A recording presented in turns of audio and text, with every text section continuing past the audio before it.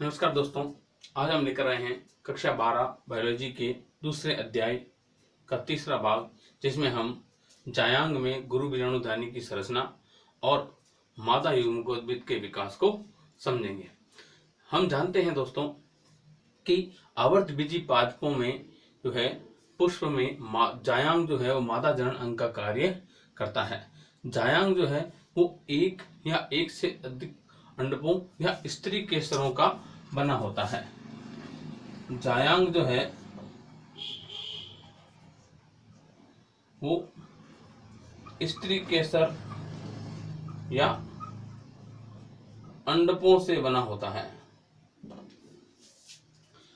यदि किसी पुष्प में जायांग बहुअंडपी है लेकिन प्रत्येक अंडक एक अलग अंडाशय का निर्माण करता है, तो ऐसी अवस्था को वियुक्तांडपी स्थिति या अवस्था कहते हैं। एपोकार्पस अवस्था कहा जाता है और इसका हम एग्जाम्पल बताएंगे।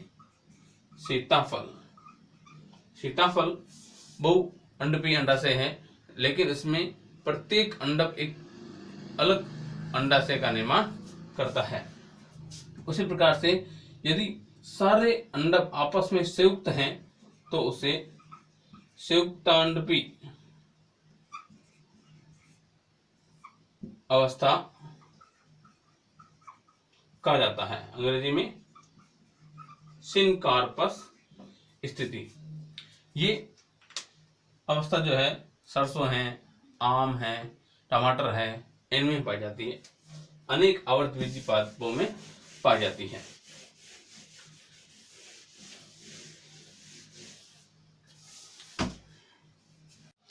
दोस्तों, अंडक जो है वो बीजांड धारण करने वाली संरचना है। बीजांड धारण करने वाली संरचना जो है अंडक है तथा अंडक के 3 भाग होते हैं। अंडक या स्त्री केसर के 3 भाग हैं। नंबर 1 वर्तिकाग्र, नंबर 2 वर्तिका और नंबर 3 अंडाशय। हम जानते हैं कि अंडाशय के अंदर जो है वो बीजांड होते हैं जो गुरु बीजाणुधानी के कहलाते हैं। अर्थात हम कह सकते हैं कि अंडक जो है वो बीजांड धारण करती है, इसीलिए इसे गुरु बीजाणु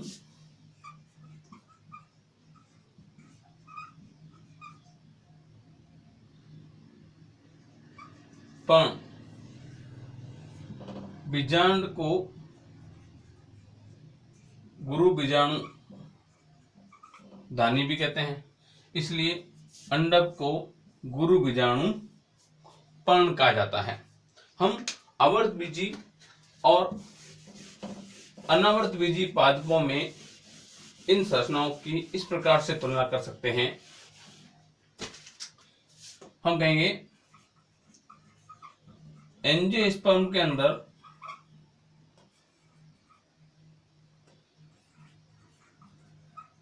गाइनोसियम, जिसे हम जायांग कहते हैं, वो अनेक अंडकों से बना होता है।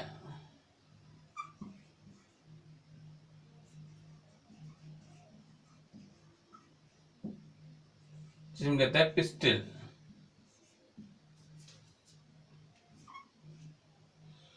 अंडक जो हैं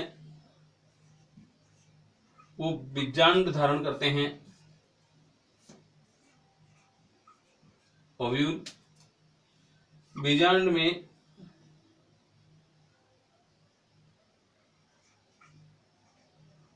ओवम मदर सेल होती है जिसमें मियोसिस द्वारा मेगास्पोर का निर्माण होता है।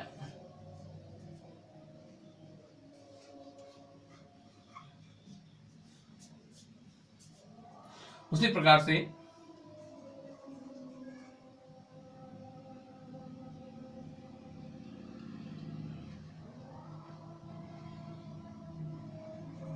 जिम्नोस्पर्म में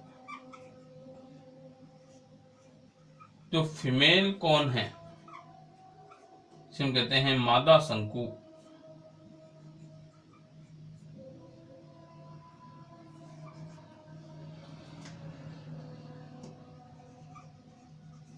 वो गुरु बीजाणु पर्णों को धारण करता है।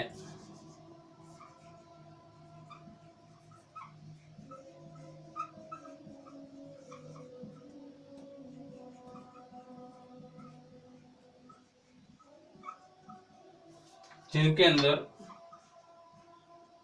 गुरु बीजाणु धानियां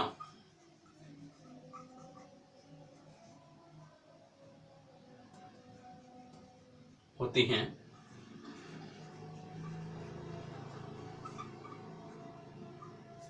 इन गुरु बीजाणु धानियों में गुरु बीजाणु मात्र कोशिका होती है, जिसे हम मेगास्पोर मदर सेल या एमएमसी कहते हैं, जिसमें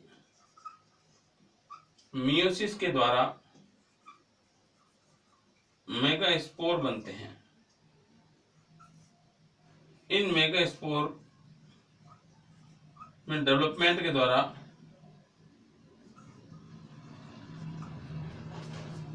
फीमेल गेमेटोफाइट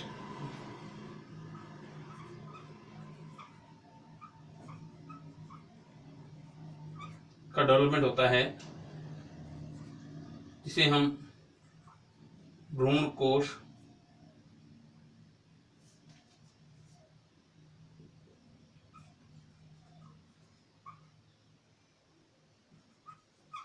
या एम्ब्रियो सैक कहते हैं। इस तरह से हम कह सकते हैं कि अंडक जो है वो गुरु बीजाणु पर्ण होती है तथा बीजांड जो है उसे गुरु बीजाणु धानी कहा जाता है, जिसमें गुरु बीजाणुओं का निर्माण होता है तथा यह गुरु बीजाणु बाद में भ्रूण कोश या फीमेल गेमेटोफाइट का निर्माण करता है। यही आज हमारा टॉपिक है कि हम बीजांड की संरचना को पढ़ेंगे और किस प्रकार से मेगास्पोर का निर्माण होता है और किस प्रकार से फीमेल गेमेटोफाइट का डेवलपमेंट होता है।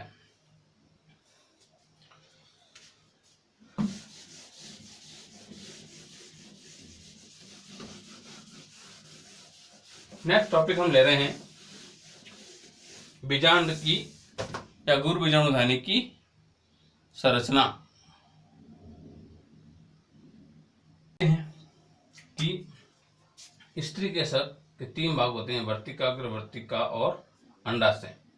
अंडाशय के अंदर जो है वो बीजांड या गुरु बीजाणु धानी पाई जाती है तथा गुरु बीजाणु धानी या बीजांड की वह संरचना जिसके द्वारा बीजांड अंडाशय के अंदर उपस्थित बीजांडासन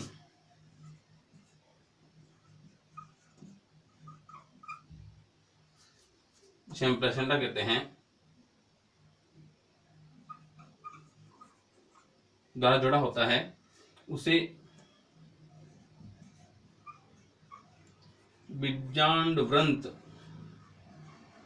या फनिकल कहते हैं तथा बीजांड व्रंत जो है बीजांड के जिस जगह से जुड़ा होता है उसे नाभिका या हाइलम कहा जाता है तथा बीजांड के केंद्र में एक 7 कोशिकीय 8 केंद्र की संरचना होती है, जिसे भ्रूणकोश या मादा युग्मकोद्भिद कहा जाता है।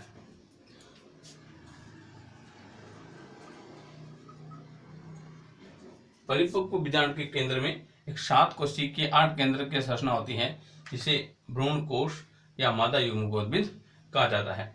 इसके चारों ओर मृदुत की कोशिकाओं का आवरण होता है, जिसे बीजांडकाय न्यूक्लियस कहा जाता है।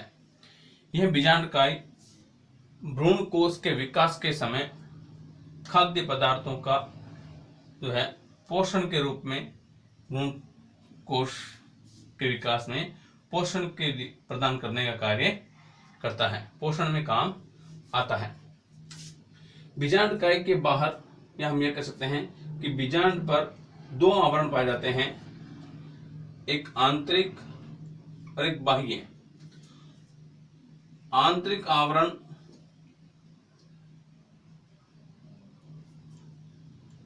अंतः अध्यावरण कहलाता है और बाहरी अध्यावरण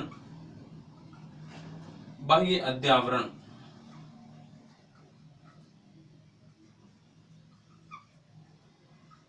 आउटर इंटेगुमेंट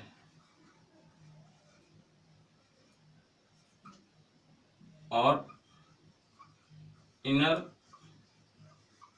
इंटेगुमेंट कहलाता है। यह दोनों निषेचन के पश्चात आंतरिक और बाह्य अध्यावरण बीज चोल का निर्माण करते हैं। बीजांड का आधारीय भाग जो है वो निभाग कहलाता है।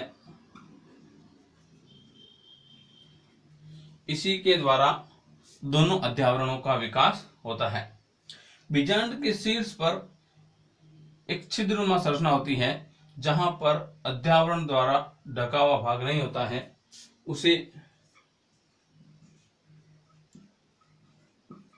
बीजांड द्वार या माइक्रोपाइल कहते हैं। और ये जो हमने चित्र बनाया है, ये प्रतीप बीजांड का चित्र है।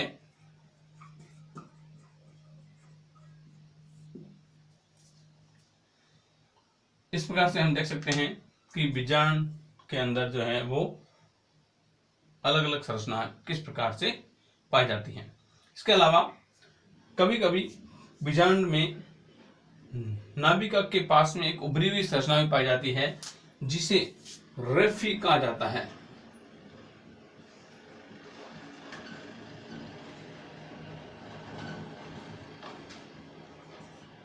जिसे रेफी कहा जाता है।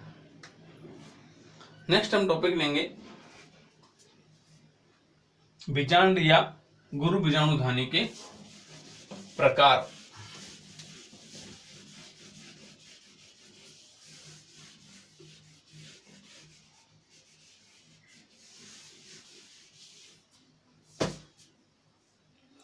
दोस्तों, बीजांड जो है या गुरु बीजाणुधानी जो है वो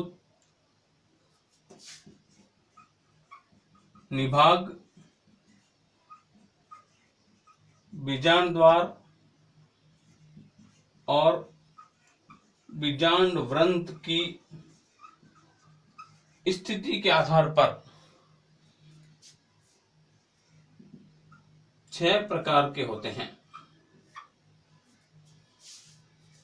बीजांड या गुरु बीजाणुधानी जो है वो निभाग, बीजांड द्वार, बीजांड व्रंत की स्थिति के आधार पर 6 प्रकार के होते हैं। नंबर 1,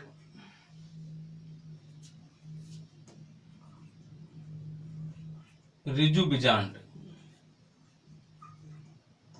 नंबर 2, प्रतीप बीजांड। नंबर 3, अर्ध प्रतीप बीजांड। नंबर 4, अनुप्रस्थ नंबर 5 वक्र बीजांड, नंबर 6 कुंडलित बीजांड। इसे अंग्रेजी में ऑर्थोट्रोपस प्रतीक बीजांड को एनाट्रोपस, अर्ध प्रतीक को हेमी एनाट्रोपस,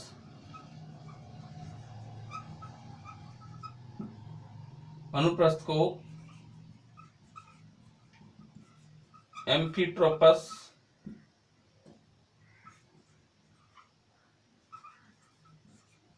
वक्र बीजांड को कैम्फाइलोट्रोपस और कुंडलित बीजांड को सर्सिनोट्रोपस ओव्यूल कहा जाता है।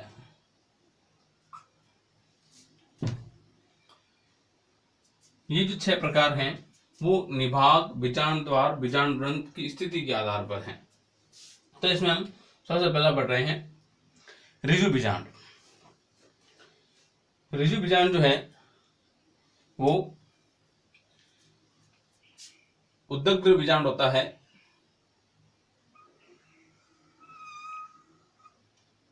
इसमें बीजांड द्वार, निभाग और बीजांड वृंत एक सीधी रेखा में होते हैं।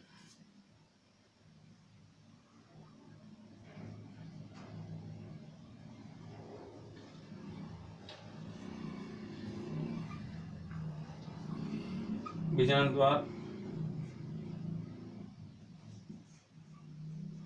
निभाग, बीजांड वृंत, ये तीनों सीधी रेखा में होते हैं।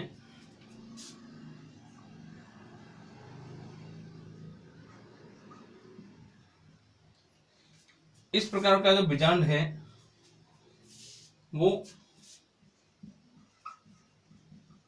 पाइटेरेसी व पोलीगोनेसी तथा अधिकांश जिम्नोस्पर्म पादपों में पाया जाता है। दूसरा बीजांड है प्रतीक बीजांड। प्रतीक बीजांड में बीजांड जो है वो 180 डिग्री पर घूम जाता है, जिसके कारण बीजांड वृंत या नाभिका बीजांड द्वार के समीप आ जाती है।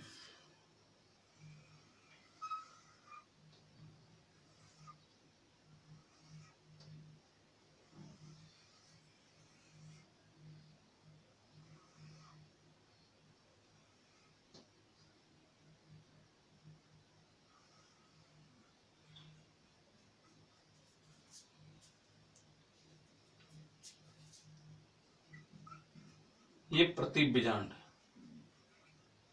इसमें निभाग और बीजांड द्वार तो एक सीधी रेखा में होते हैं, लेकिन बीजांड वृंत बीजांड द्वार के समीप आ जाता है। दोस्तों, ये आवर्त बीजी पादपों के 82% पादप कुलों में पाया जाता है। कभी कभी बोर्ड एग्जाम्स में पूछा जाता है या कंपटीशन एग्जाम में कि सर्वाधिक मात्रा में पाए जाने वाले बीजांड का प्रकार कौन सा है, तो हम बताएंगे प्रतीक बीजांड, एनाट्रोपस। ये लगभग 82% पादप कुलों में पाया जाता है आवर्त बीजी पादपों के। तीसरा हम देखते हैं अर्ध प्रतीक। अर्ध प्रतीक बीजांड में बीजांड अपने अक्ष से केवल 90 डिग्री पर घूम जाता है, जिसके कारण बीजांड द्वार और निभाग एक क्षैतिज तल में आ जाते हैं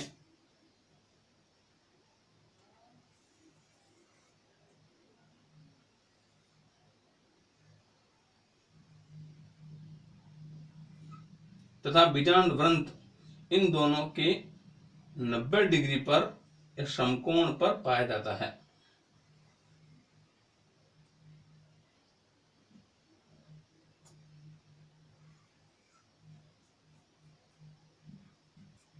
निभाग और बीजांड द्वार एक क्षैतिज तल में आ जाते हैं, जबकि बीजांड वृंत इनके समकोण पर होता है। इस प्रकार का बीजांड जो है वो रेननकुलेसी व प्रिमुलेसी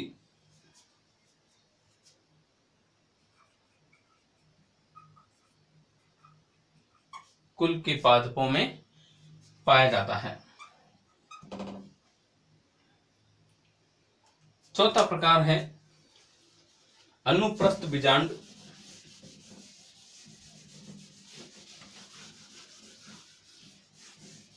अनुप्रस्थ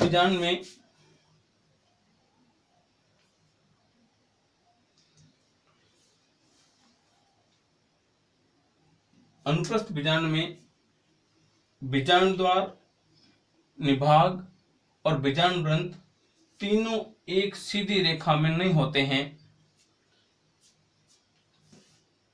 लेकिन बीजांड वृंत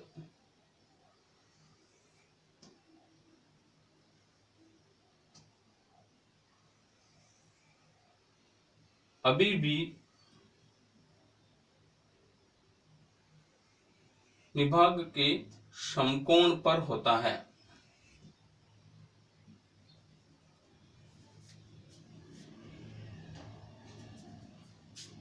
इसमें बीजांड में थोड़ी सी वक्रता आ जाती है, बीजांड थोड़ा सा मुड़ जाता है, जिसकी वजह से निभाग और बीजांड द्वार क्षैतिज तल से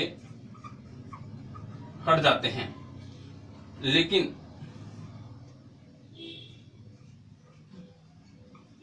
बीजांड वृंत अभी भी निभाग के समकोण पर होता है। इस प्रकार का बीजांड एलिस्पर्मेसी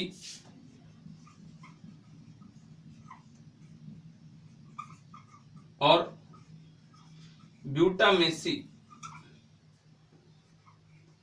कुल के पादपों में पाया जाता है।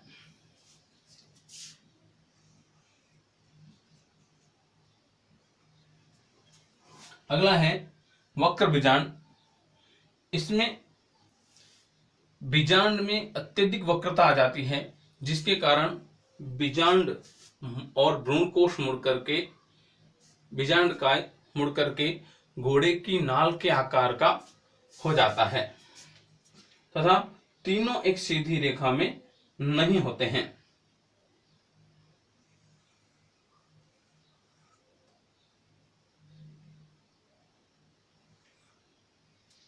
और बीजांड वृंत भी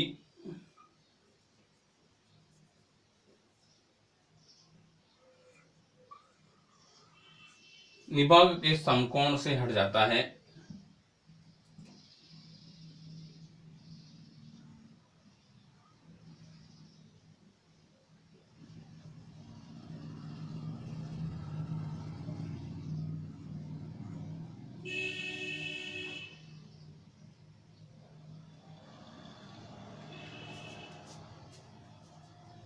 इस प्रकार का बीजांड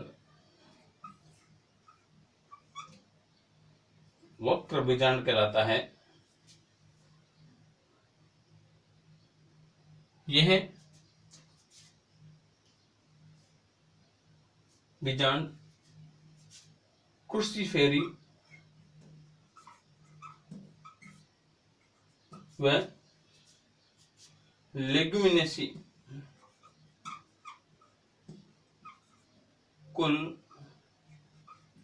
के पादपों में पाया जाता है।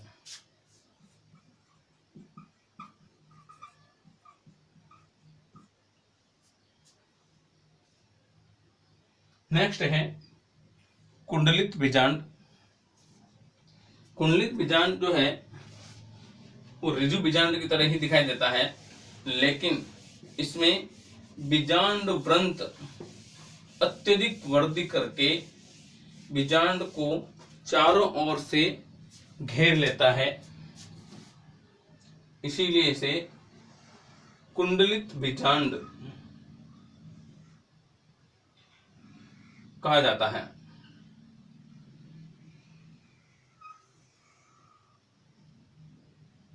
तथा बीजांड व्रंत बीजांड से केवल एक बिंदु के रूप में जुड़ा होता है।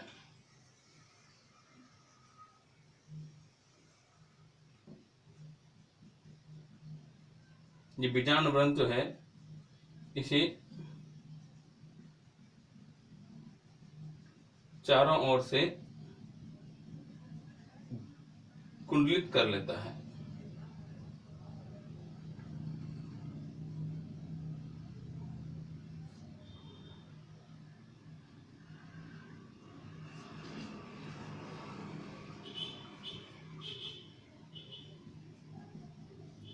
इसीलिए इसे कुंडलित बीजांड कहा जाता है या सर्सिनोट्रोपस कहते हैं। इस प्रकार का बीजांड कैक्टेसी कुल और पलम्बेसी कुल के पादपों में पाया जाता है। कैक्टेसी कुल जिसमें हम एग्जाम्पल बता सकते हैं यूफोर्बिया,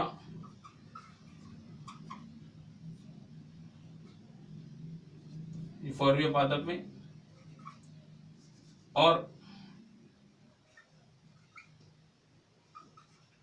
पलम्बेजिनेसी कुल के पादप में, जिसमें पलम्बेको यानी कमल का पादप आता है जो जलीय पौधा है। नेक्स्ट हमारा टॉपिक है गुरु बीजाणु जनन।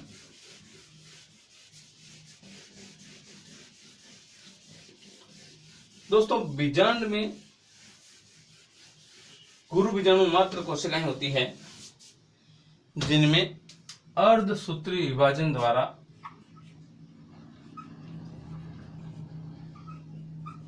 गुरु बीजाणुओं का निर्माण होता है। इसे मेगास्पोरोजेनेसिस या गुरु बीजाणु जनन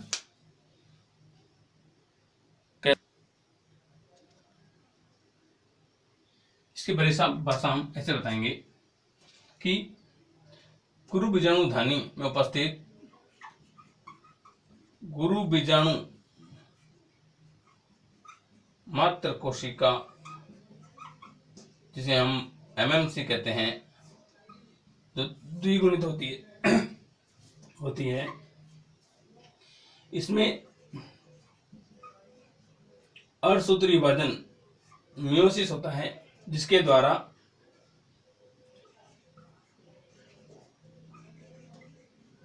गुरु बीजाणुओं का निर्माण जो अगुणित होते हैं, इस क्रिया को गुरु बीजाणु जनन कहा जाता है। अर्थात मेगास्पोर मदर सेल में अर्धसूत्री विभाजन के द्वारा 4 गुरु बीजाणुओं के निर्माण की क्रिया को गुरु बीजाणु जनन कहा जाता है। दोस्तों, इसके लिए बीजांड में उपस्थित बीजांड काय की कोशिकाएं आकार में बड़ी हो जाती हैं, जिनमें सघन जीव द्रव्य होता है और उसका केंद्रक भी बड़ा दिखाई देता है। इसे प्रपसु कोशिका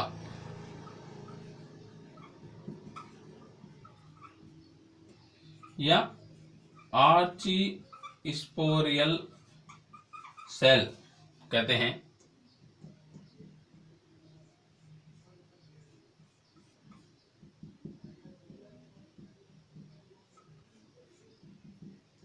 ये बीजांडकाई कहलाता है।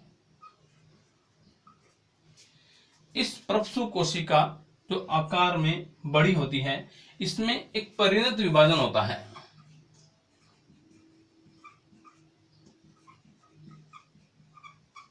तो माइटोसिस ही है, एक तरह से माइटोसिस की तरह माइटोसिस होता है, जिसके द्वारा दो कोशिकाओं का निर्माण होता है।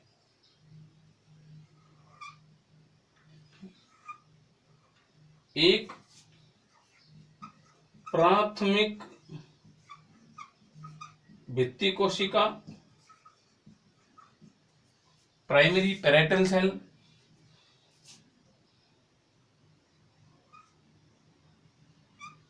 और दूसरी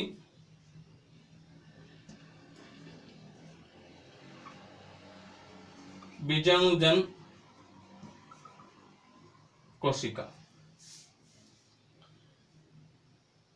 प्राथमिक भित्ति कोशिका जो है वो बार बार विभाजनों के द्वारा भ्रूण कोश की भित्ति का निर्माण करती है, जबकि दूसरी कोशिका बीजाणुजन कोशिका जो है वो एमएमसी की तरह कार्य करती है और अर्धसूत्री विभाजन द्वारा रेखीय चतुष्क, जिसे गुरु बीजाणु चतुष्क कहते हैं, का निर्माण करती हैं।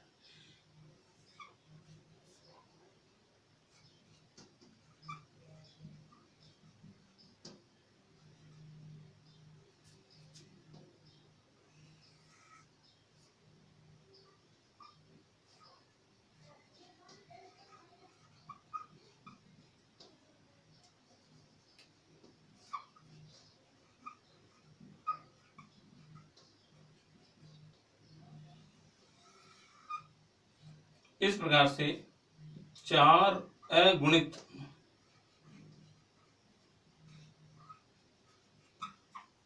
गुरु बीजाणुओं का निर्माण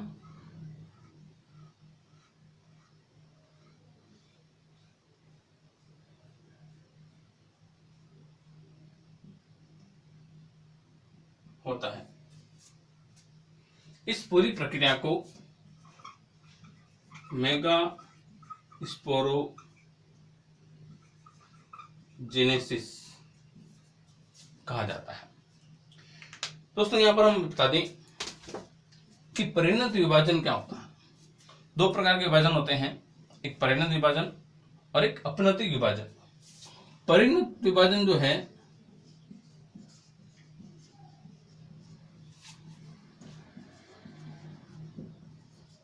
उसे पेरिक्लिनल डिवीजन कहा जाता है। दूसरा होता है अपनतिक विभाजन, इसे एंटीक्लिनल डिवीजन कहा जाता है। इन दोनों में अंतर समझिए। परिणत विभाजन का मतलब है ऐसा विभाजन जो कोशिका की परिधि, सिमेट्री,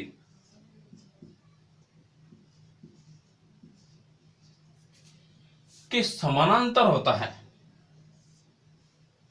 पैरेलल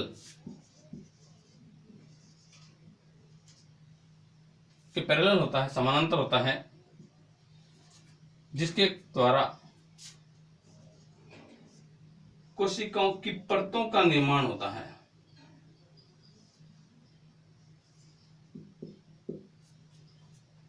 इस प्रकार के विभाजन को परिणत विभाजन कहा जाता है। ऐसा विभाजन जो कोशिका की जो सिमेट्री है, बाउंड्री, परिधि, उसके समानांतर हो रहा है, तो उसके कारण कोशिकाओं की परतें या स्तर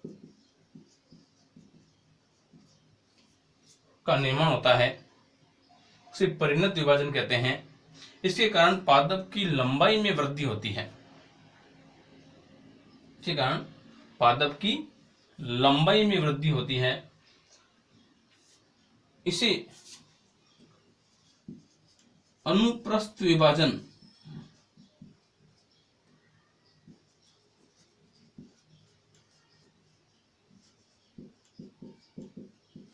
ट्रांसफर डिवीजन भी कहा जाता है। जबकि अपनतिक विभाजन जो है, जिसे हम एंटीक्लिनल डिवीजन कहते हैं, इसमें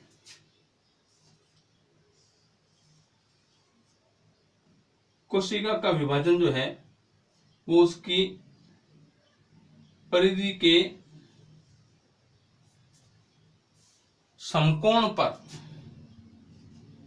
होता है, जिसके कारण दो कोशिकाओं का निर्माण लंबवत होता है। इसीलिए इसे अनुदैर्ध्य विभाजन या लंबवत विभाजन भी कहते हैं। इसके कारण पादप के चौड़ाई या हम कह सकते हैं मोटाई में वृद्धि होती है। चौड़ाई या मोटाई में वृद्धि। इस तरह से अपनतिक व परिणतिक विभाजन होता है।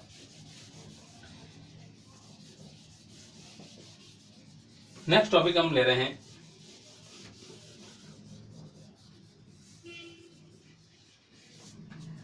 मादा युग्मकोद्भिद का विकास।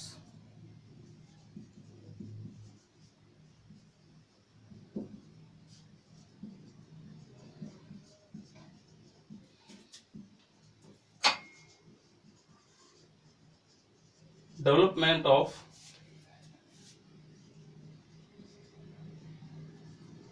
Embryo sac. ये जो रेखीय चतुष्क जो बनता है, जिसमें 4 गुरु बीजाणु उपस्थित होते हैं,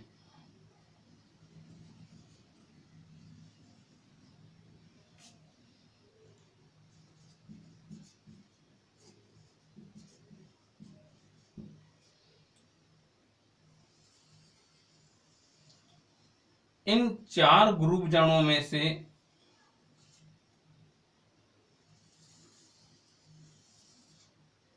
केवल एक गुरु बीजाणु से ही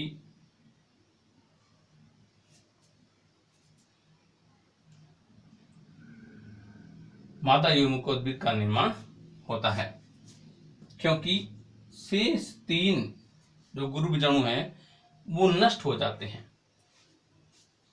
इन 4 गुरु बीजाणुओं में से केवल निभागी छोर, निभाग की ओर पाया जाने वाला गुरु बीजाणु ही सक्रिय होता है।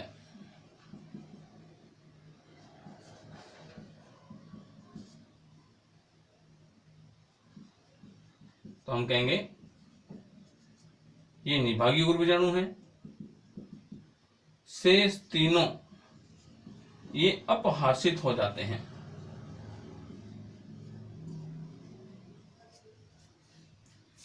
इस एक गुरु बीजाणु से ही 7 कोशिकीय 8 केंद्रकीय भ्रूण कोश या मादा युग्मकोद्भिद का निर्माण होता है। इसके लिए इस गुरु बीजाणु में 3 मुक्त केंद्रकीय विभाजन, फ्री न्यूक्लियर डिवीजन होते हैं। मुक्त केंद्रकीय विभाजन का मतलब होता है जिसमें कोशिका में केवल केंद्रक का विभाजन तो होता है, लेकिन केंद्रक द्रव्य का विभाजन, कोशिका द्रव्य का विभाजन नहीं होता, जिसके द्वारा 2 कोशिकाओं का निर्माण नहीं होता, बल्कि एक ही कोशिका में 2 केंद्रकों का निर्माण हो जाता है।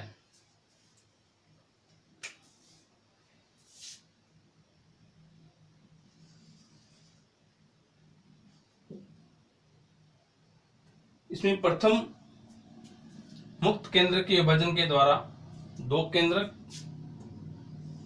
इसके पश्चात दूसरे फ्री न्यूक्लियर डिवीजन के कारण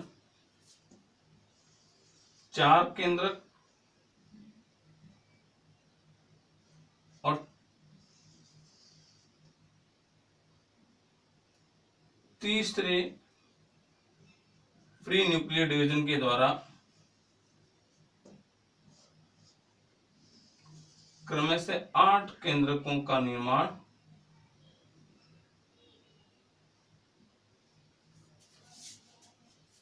हो जाता है।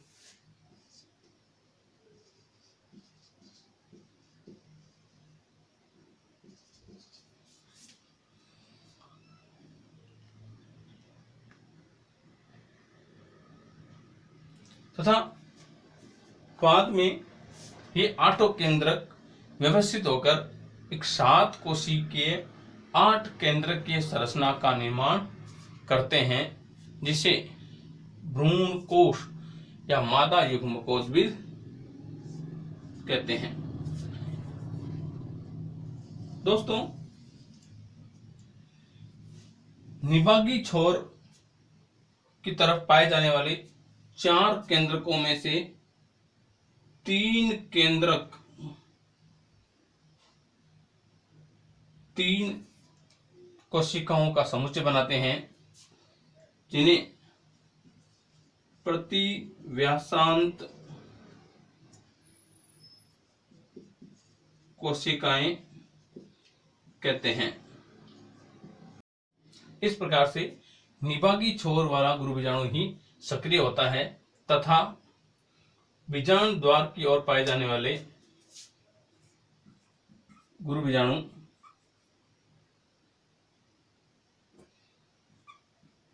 अपहासित हो जाते हैं।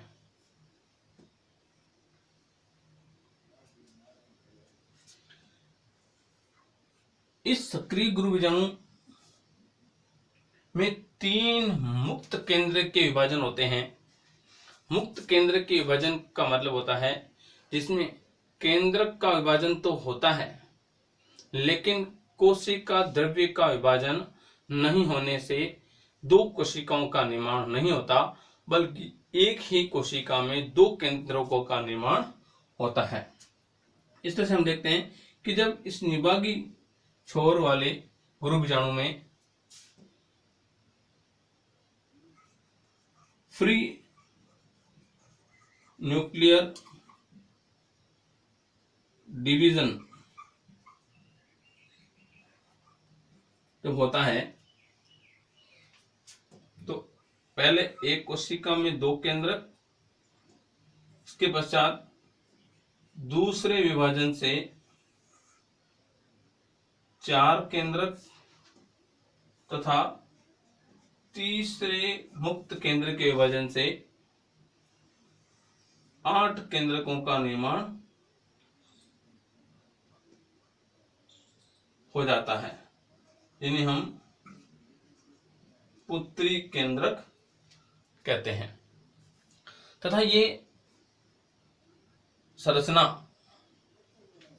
ये जो 8 केंद्रक हैं वो आपस में व्यवस्थित होकर के 7 कोशिकीय 8 केंद्रक की संरचना का निर्माण करते हैं, जिसे हम भ्रूण कोश या मादा युग्मकोद्भिद कहते हैं।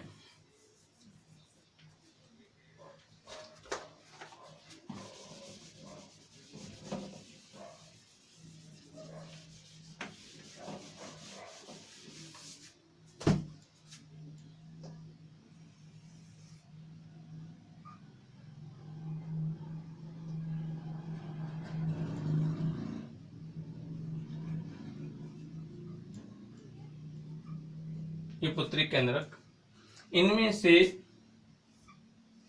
4 केंद्रक में 4 निभागी केंद्रकों में से 3 केंद्रक निभाग की ओर जाकर 3 कोशिकाओं का निर्माण करते हैं, जिन्हें प्रतिव्यासांत कोशिकाएं या एंटीपोडियल सेल कहते हैं तथा एक ध्रुवीय केंद्रक बनाता है तथा 3 बीजाणुद्वारी छोर वाले केंद्रक अंड समुच्चय का निर्माण करते हैं, जिसमें एक अंड कोशिका तथा 2 सहायक कोशिकाएं होती हैं।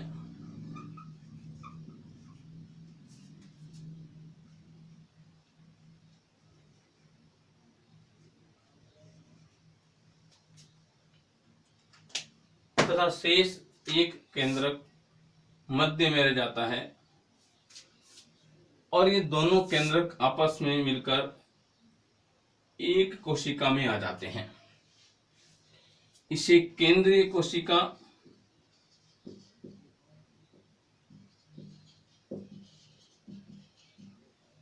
कहते हैं। इस प्रकार से हम देख सकते हैं कि प्रतिव्यासांत कोशिकाएं अगुणित, अंड समुच्चय की कोशिकाएं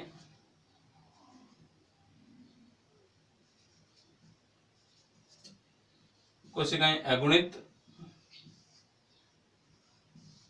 लेकिन केंद्रीय कोशिका 2 अगुणित केंद्रकों के मिलने से द्विगुणित हो जाती है, जिसे ध्रुवीय केंद्रक कहा जाता है। इस प्रकार से निभागीय गुरुबीजाणु में 3 मुक्त केंद्र के विभाजनों द्वारा एक 7 कोशिकीय 8 केंद्र की संरचना का निर्माण होता है, जिसे हम भ्रूण कोश या मादा युग्मकोद्भिद कहते हैं। इसका अध्ययन सर्वप्रथम स्ट्रॉसबर्गर ने 1879 में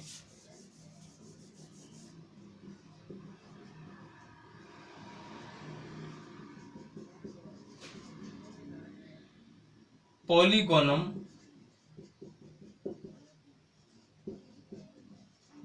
डाइवेरिकेटम पादप में किया, इसीलिए इसे पॉलीगोनम प्रकार का भ्रूण कोश भी कहा जाता है, जो कि 7 कोशिकीय 8 केंद्रकीय भ्रूण कोश या मादा युग्मकोद्भिद होता है।